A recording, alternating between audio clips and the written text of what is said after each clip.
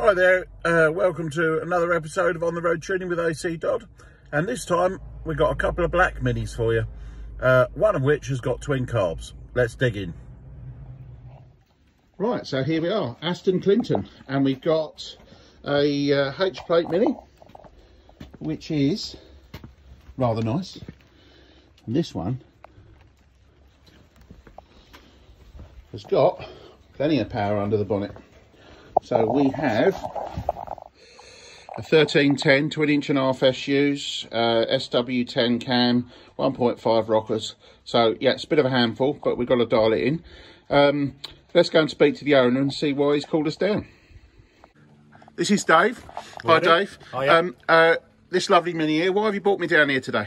So it's been off the road for about 6 years. Had it re-MOT'd in April, passed with flying colours. And as me and the missus are both 50, we basically want the car to be driven. We want to use it again. It's got a bit of a part throttle issue that we want looking at to just basically get it driving, and that's why we've called you down today. Excellent. Okay, so I understand this car's been rolling roadie before. Yes. And been set up, but it's never been quite right. Is that right? Yeah, always when you're just on part throttle, you just start getting that sort of hunting kind of with it. So we just like to smooth that out a little bit so we can use it sort of as a daily driver in effect. I know it's a bit mad on the camshaft, but you know, okay, use it as best as we can. Yeah, as best we can. So that's the point. The cam is you know, SW10 and 1.5 rockers, so yeah. It's never going to be the best at low running, but at low speeds. But hopefully, from what you described, you're describing perfectly lean misfire at part throttle. So yeah, hopefully what I can do is we'll find that, and then we will adjust it and make things better for you. Fantastic. Let's dig in. Excellent. Okay, so what we're going to do, we'll start the process of going through this one. As usual, I'm starting with a coil. You might notice I've already got a coil out because I've already checked this one. So let's have a quick look and just see what we've got. Zero the meter first. As you can see, I've got a reading of 0.2, and then go across the coil, and we've got 3.2. So this is the 3 ohm coil, and we've got a 123 ignition fitted distributor, as you can see, 123. Now, looking at the website, they recommend for higher RPM applications using a 1.5 ohm coil. So that's what we're going to fit to give this some more performance. The other thing is the owner has told me that there is problems starting. So the problem with that on this one is the fact it's a variable dwell dizzy with a 3 ohm coil fitted. So we're going to change that to a 1.5 ohm coil to double the coil power. So when cranking, this should light off straight away. So on this one, we're going to change the leads. One of the interesting things to note is if you get a little bit of dirt on your distributor cap, a bit of oil, best thing to do when you change your leads is, if you don't need to change the distributor cap, and this one's pretty good, is to give it a wipe to get rid of any of the oil, because if there's any oil on there, that can cause tracking with the high tension cables.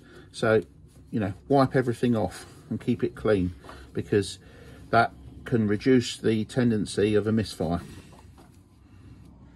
Okay, so one of the things that we need to do now is, obviously now we've gone to a 1.5 ohm coil, we need to be able to ensure that the spark plug is at the right gap. And the gap for this setup is not 35 thou, because we haven't got enough coil power for that. So at the moment, the plugs have all been gapped for higher energy ignition. Now, bearing in mind this was only running a 3 ohm coil, so what I'm now doing is re-gapping that so it runs 25 thou to match the coil that we're now using. So this should start easier, and in fact we've already started the engine and it's already sharper, which the owner has already noticed. So now with the 25 thou plug gap, this should start on the button and cure that problem. So with twin carbs, as most people know now, I don't normally come out to twin carbs unless there's some criteria. One of which, the carbs are in good condition. As you can see, these are in very good condition, minimal wear, so I'm happy about that. Secondly, I like to be able to tune these knowing where the top end fueling is. Now, that you can't really do that without a rolling road. or a means of measuring it while driving on the road under full load. In this case, this engine's already been set up on a rolling road, so I know the top end fueling's right, is correct, and it's not going to be an issue. The problem with this one is we got whoever rolling roaded it before didn't necessarily spend enough time dialing in the needles at part throttle, so that's what we're going to do today. Now, one of the issues with setting up carbs, especially twins, well, it is twins rather than especially, is the fact is we need to make sure that all the pickups, yeah, which are these bits in here, I'll just let Holly zoom in a bit, there we go, that when you open the throttle, that both carbs do exactly the same thing. So I've just adjusted this because these weren't quite in sync. So when you was opening the throttle, the right hand carb was opening a little bit before the left hand. So now I've adjusted it, that's right. And now I've got the same issue with the choke. So when I pull the choke, we've got the left hand carburetor coming on choke before the right hand. So I'm going to sync those up. So basically, the rule with carbs, twin carbs is, or multiple carburetor setups, is when you operate the choke and the throttle, all the carburetors must operate in sync at the same time. So now we're going to sort that out. So we got this finished. We had to do, basically, just to give an overview where we were, we put a 1.5 ohm coil, the timing setting where it was, and the advance curve I feel are pretty much right for this. Put a new set of leads on, set the spark plug gaps to 25 thou, then I moved on to the carburation. So pickups were out, as we've already discussed, which I've sorted those out. The balance was off ever so slightly, which I've now sorted out. And then the needles were miles out, basically, at part throttle. So I had a pair of AAU needles, which to be fair, generally come up lean, but they were exceptionally lean. So we had figures of sort of 1.25 to 1.3 lambda all the way across the rev range. So I then tried a pair of treble A needles, which is the usual sort of, if you read the internet, that's what I'll tell you do. And immediately I was 0.85, so I was too rich. So what I've had to do is modify the AAU needles to give me a good sort of 0.93 to 996 all the way across the rev range. Still a touch lean at 2000, but you know, I'm less worried about it on this one because with a SW10 cam and 1.5 rockers, she's not going to run particularly well at 2000 revs anyway. But above that, we've got a perfect fueling curve. So the engine sounds great. So now we're going to let Dave go out in it and see what he thinks. Okay, so this is Dave. He's now joined by his wife, Kat. It's actually Kat's car. So in this particular case, they've gone out for a test drive. So Dave's gone out in it, and then I've insisted that Kat go out because it's her car and have a drive. So you can now see both of their reactions. So, so what's it now like? A very different beast. It's much better. The response up the lower rev range is big toe perfect. Okay, excellent. So instead of juddery, we're now nice and smooth, and there's no flat spots, yeah? Absolutely none at all. Driving 30 in third gear, which is not meant for, but it can do it quite happily. Yes. Yeah, he's a very happy little mini. It's just nice to have that ability to drive it at part throttle and not think I've just got to put my foot on the floor and take it off, which is how we were having to drive it previously. Yeah, or change down a gear just so it's right up in the power area and it actually behaves, but it's great. Yeah, it's brilliant. Excellent. Great. I can see both of you very happy, which is I'm wonderful. Trying to be miserable, but it's impossible. It's great. And that's just the thing, though, because it makes the whole experience of driving the car, you know, you want to now drive it because it's so much more fun, yeah? Absolutely. 100%. All right, excellent. Last thing, would you recommend this to anyone else? Brilliant. Yeah, absolutely. No, 100%. not at all. No, definitely. All right. Absolutely. Yeah, super worth it. Get this man to your car. Wonderful. All right. Well, thank you very much, and thanks for calling me out. No. Thank you. See you again. So here we are, up in Stowmarket, near Ipswich, and we've got this nice, another black one. Interesting. Mayfair 1982. I do love the 10-inch wheels. And what have we got this time? We've got a standard 998. Okay, so this relatively standard 998, we've got, it's a standard engine, but we've just got the addition of a stage 1 kit. So let's go and have a chat with the owner and see why he's called us down. Okay, so this is Andy, and this is Andy's little Mini. So we've come out a long way today, so right across the other side of the country. So why have you called us here? It's obviously not running right. It's cutting out every time I've tried to drive it. So yeah, changed a few bits and pieces myself, but the reality is I knew I needed the man who knows. So that's why I've given AC a phone call. Okay, well, thanks very much. So in terms of when it is running and it's not cutting out, how does it perform? Very well. It was running really well, but it's sort of either or, and that's where you come in because it's not right. Okay, right. So what we'll do then, let's have a rummage and see what we can find, especially as to the reason why it keeps cutting out, and then secondly, let's see if we can make it go better. Yes. All right, let's get stuck in. Thank you. Okay, as ever, first thing to look at is coil. So I can see this is an old coil, so this should be a 3 ohm.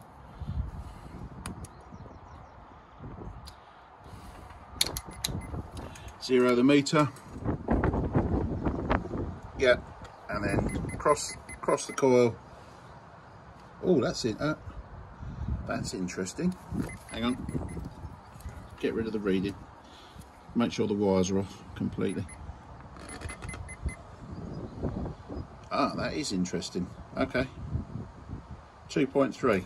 2.3 minus 0.6 is 1.7. So that actually is the wrong coil. So that would account for why Andy told me that he's melted the points. So that kind of makes sense. So this should be a 3 ohm coil. As we check the wires, and it's got a 12 volt feed going to this coil. And when you've got a 12 volt feed going to the coil, you either need a 3 ohm coil or you need a 1.5 ohm coil with a ballast resistor. So this one's not running a ballast resistor, and it's running a 12 volt feed, so therefore it needs a 3 ohm coil, and that will account for why Andy's told me that he has seen the points melt. So we need to have a look at that coil, so we'll change that. Unfortunately, I haven't got the option to change it to a ballast resistor. That would be a better system, because that would require some rewiring, so I can't do that today. So it'll be a 3 ohm coil. So leads don't look too bad, but never judge a lead by the way it looks. Always measure it. So let's have a see what we got here. Just want to zero that. Yeah, 0.6. That'll do. So let's have a look, see what we got. Right, 6k. So not the best lead, but not massively bad. Let's have a quick look at the coil lead. See how that one is. So I'm having trouble keeping things all in one place, right? So nearly 6k, so you've got 6k on each lead, so there's 12k between the coil and the spark plug. Okay, so Andy's decided to go for a new set of leads. We've had 12k, so we had 6k on each lead. You can see new ones at 1.5, so we've reduced that by 4. So the combined total now is about 3.3 between the coil and the plug, whereas on the set that was on the car we had 12. So that should sharpen the engine up somewhat. Okay, so what we've done, obviously we've got the new leads on. I've taken the plugs out and had a look. They've got huge gaps, so I'm just gapping them, which I've gone through. And when you get the tops that are loose tops on plugs are never a plan. So just give them a tweak so that they are tight. Later spark plugs have a sealed top on, so I'm not changing these because they look in good condition, but that might change as we go through the tune. Okay, so we've got the dizzy out. The reason why I've got the dizzy out for a number of reasons. First one of which is this is the vacuum pipe. You see that? It's barely trying to move. And I'm sucking air through there, so the vacuum unit's gone wrong, so we need to change that. Secondly, if we look at the points, Andy was telling me that they was melting, and as you can see we've got evidence of melting points, and that's because we had a too low coil resistance. Now we've changed the coil for a 3 ohm one, that should solve that problem. So what I'm going to do is change the points for a fresh set. I'm going to put the mini spares uprated condenser in, so we don't have any future problems with this cutting out when it's warm. And the last thing is, which we've not shown, but I've measured the advance curve, and it's, although it's giving 20 degrees of advance, it's very, very slow to come in. So this engine will feel quite lazy. So what we're going to do is change this to my high compression fast road 998 Dizzy, and then this should liven this engine up somewhat. Together with the vacuum unit and a fresh set of points, this engine should run spot on. So then we can move over and get on with the needling. Okay, so we got the new points. So it's a new set of points from mini spares for a 59D, and we got the heavy duty condenser. One of the things I like to do before I put them in is sometimes they get a bit corroded. As you can see, that one there got a little bit of corrosion on. So just a little bit of abrasive paper, put them between the two contacts, and light spring pressure, and just move the abrasive paper up and down and clean the contacts. That way you're sure to start straight away when you put them in, and you're not left embarrassed when it won't start in front of the customer. Okay, so what we've got now is we've got the 998 high compression recurve Dizzy. We've also fitted a brand new vacuum unit, brand new set of points, and we've got the heavy duty mini spares condenser on there. So we'll get that in, get it timed up, and hopefully that will take care of a lot of issues that the engine's got in terms of cutting out when it's warm, and also a general lack of performance. Okay, so with this one, it had an AAU needling. When I tried it, we were lean at 3 to 4 to 5,000 RPM. So I've adjusted that. Somebody else has already profiled this a little bit, so it was almost spot on, but just needed a little bit more adjustment. And I've also richened up the progression up to towards full power. So with these modifications now, it's already got a drilled airbox. So this is going to be ready for a test drive. So let's get it in and see how it runs. Okay, so we got this one all nice and dialed in. So just to recap, we changed the coil. It was a 1.7 ohm. We've gone to a 3 ohm because this car isn't wired for a ballast resistor. We've changed the Dizzy for a recurved one. We've changed the points and condenser. We've also put a new vacuum unit on it. We've regapped the existing spark plugs, and we've obviously put a new set of leads on it. I've dialed the needle in.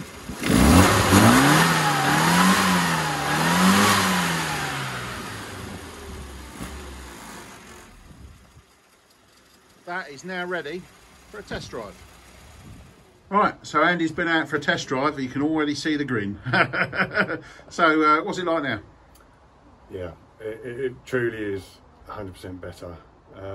Right from the word go, pulling away, it wants to go, and then at speed, shall we say, it's just nice and smooth. The power's there all the way through, smooth all the way through, 100% better. Excellent. Very so happy. No flat spots? No flat spots. Excellent. Just all right, good all the way through. Yeah, so just goes to show that obviously you said before it went well before, and now you can see the difference. And this is a good example for people to realise that you might think it goes well, but does it actually go as well as it could do? This is it. And until you've had this done and it's tuned properly and the bits in question are placed as they need to be, that makes all the difference, and it does in this case. 100%. Excellent. So last question, would you recommend it to anyone else? Of course I would.